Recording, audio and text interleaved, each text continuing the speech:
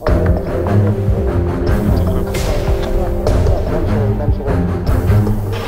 planes, guided missiles, smart bombs, drones, helicopters. Tila minamadali na ng Philippine Air Force at ng Department of National Defense na maisapinal na agad ang mga kontrata sa mga malalaking defense procurement ngayong taon, mga procurement na South Korea ang kanilang supplier.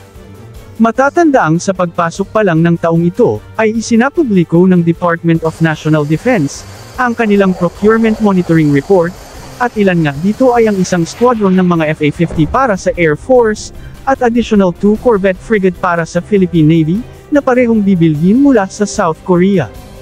At tila gumulong na nga ang mga procurement na ito ngayon, dahil nitong nakaraang araw, ang Department of National Defense, ay nagkaroon ng isang napaka-importanteng bisita, ang Minister for Defense Acquisition Program Administration ng South Korea, si Minister Sok Jong-gon.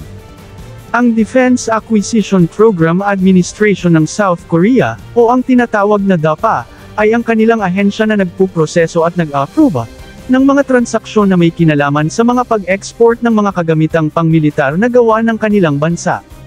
Malinaw ito, na may pinaplansa ng kasunduan ang dalawang opisyal, mga kasunduang may kinalaman sa mga pagbili ng mga kagamitan mula sa kanila.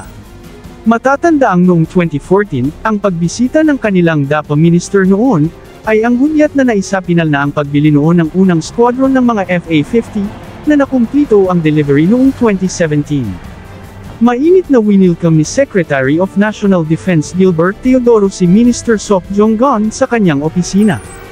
Bagamat hindi nilalahad ang buong detalye ng meeting, ngunit ayon sa Department of National Defense, pinag-usapan at tinalakay ng dalawang opisyal ang mga kasalukuyang pagtutulungan ng dalawang bansa, sa pagsuporta nito sa AFP Modernization Program ng Pilipinas. Bagamat maraming mga proyekto ang Department of National Defense na isa ang South Korea sa mga contenders na maaring mag-supply, ngunit ang pinakamalaki ay ang paparating na karagdagang FA-50 acquisition project ng Philippine Air Force, na naglalayong makakuha ng hindi bababa sa 12 pang FA-50 Fighting Eagle Light Combat Aircraft mula sa Korea Aerospace Industries. Ngunit di lamang mga FA-50 fighter jets ang tina-target ng Department of National Defense na maisapinal na agad ngayong taon. Dahil kasama sa mga priority projects ng Department of National Defense base sa kanilang procurement monitoring report, ay ang frigate, full complement, acquisition project ng Philippine Navy, o ang tinatawag na Frigate Phase 2 Acquisition, kung saan ang HD Hyundai Heavy Industries ay pinaniniwalaang nangungunang supplier, at sumunod ang Hanwha Ocean, na posibleng isa pang kakumpetensya ng HHI. Mas advanced, mas malaki, at mas capable na frigates ang tina-target ng Philippine Navy na maisapinal ngayong taon, mga barkong tiyak na magbibigay dangal sa ating Navy, at magpapalakas ng moral ng ating mga mandaragat. Matatandaang nauna ng inanunsyo ng Max Defense Philippines ni Max Montero noong nakaraang buwan, na ang additional FA-50 at Frigate Full Complement Project, ay nakatarget na ma-finalize ngayong taon, na naging pinakamalaking defense projects ng Marcos administration, maliban sa pagkuha pa ng additional Close Air Support Aircraft Acquisition Project ng Philippine Air Force, o ang tinatawag na CASA Phase 2. Naging strategic partner ng Pilipinas ang South Korea, nang nangako noong 2024 si South Korean President Yoon Suk Yeol nang bumisita ito sa bansa, na susuportahan ng South Korea ang AFP Modernization Program ng bansa. Government-to-government deal ang magiging transaksyon ng Pilipinas sa South Korea, dahil ang mga kagamitang bibilhin galing sa kanila ay mga follow-on order, kaya wala nang bidding na mangyayari. Ang pagbisita na ito ng DAPA Minister ng South Korea, ay nag-reaffirm sa matibay na defense ties sa pagitan ng South Korea at Pilipinas, particularly sa defense acquisition and capability development. Samantala, tila unti-unti nang nag-level up ang ating hukbong sandatahan, particularly ang Philippine Navy, pagdating sa mga military exercises, dahil kung noon ay masyadong tipid ang Philippine Navy sa pag-showcase ng kanilang mga missiles, ngunit exciting ngayong taon, dahil kinumpirma ng Philippine Navy, na magsasagawa sila ng live fire testing ng 3 uri ng missiles, sa darating na Exercise Balikatan 2025. Mangyayari ang live firing exercise, sa magaganap na live fire exercise phase, sa ika-21 ng April 2025, sa karagatan ng Mariveles, Bataan, haasain ng Naval Fleet ng Amerika at Pilipinas, ang kanilang pinagsamang firepower sa balikatan exercise, sa gitna ng tensyon sa West Philippine Sea. Kabilang sa mga missile na ito, ang Lignex-1 SSM-700 KC Star anti-ship missile, ang MBDA Mistral 3 Very Short Range Surface-to-Air Missile, at ang Rafael Spike NLOS Short Range Surface-to-Surface Missile.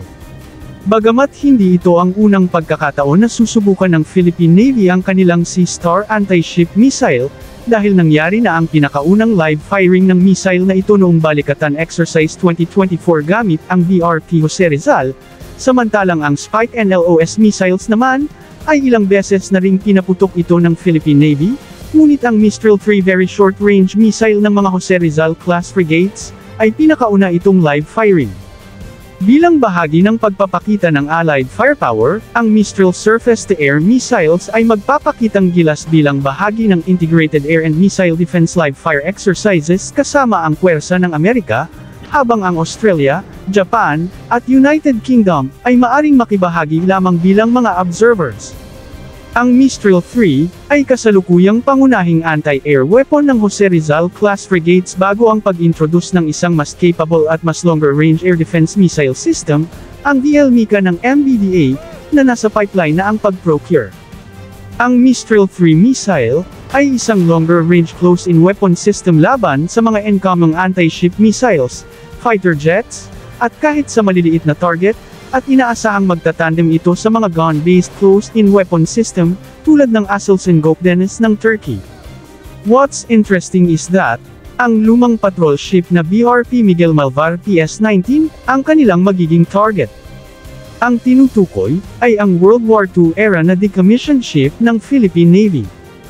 Ang BRP Miguel Malvar PS-19, ay ang lead ship ng Malvar-class corvettes, na na-decommission noong 2021, at siya ring pinapangalan sa darating na mas modern at mas advanced na frigates mula sa South Korea. Inaasahang magpapakita rin ng firepower ang US Navy ng kanilang mga anti-ship missiles at mga surface-to-air missiles, bilang bahagi ng Integrated Maritime Strike Components. Dito natin makikita, na kumpara 10 years ago, ang ating Navy ngayon, ay masasabi nating di na mapipigilang unti-unti ng pumapantay sa mga teknolohiyang gamit ng ating mga karatig bansa. At mas lalo pa itong magbabago at papantay, sa pagdating pa ng 8 mga bagong warships na kasalukuyang ginagawa pa sa South Korea, at sa pagbili pa ng karagdagan pang 2 fully armed at mas advanced at mas capable na frigates, na siya ring pina-finalize ng Department of National Defense, at ng DAPA ng South Korea.